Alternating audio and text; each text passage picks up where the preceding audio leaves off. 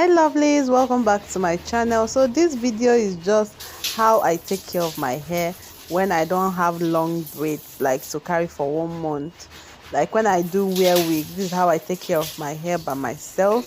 First of all, I have to wash the hair. After washing, blow dry the hair.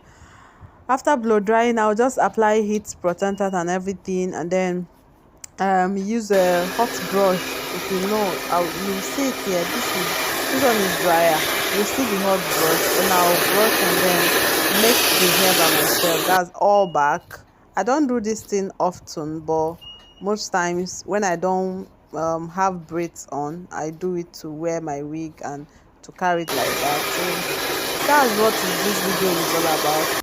I want to know, do you do your hair by yourself at home or you go to the salon? Yeah, I do go to the salon to make my hair most times if I don't have the time, yes. But most times I do it by myself. Anyway guys, that's that. And how did I do with the making of the hair? Please, I tried. It's not easy to make your own hair. Like, please give me my accolades, because I really tried. Even people were like asking, I did what I made your hair. You tried though. Thank you guys for watching. Please don't forget to give this video a huge thumbs up. Watch till the end.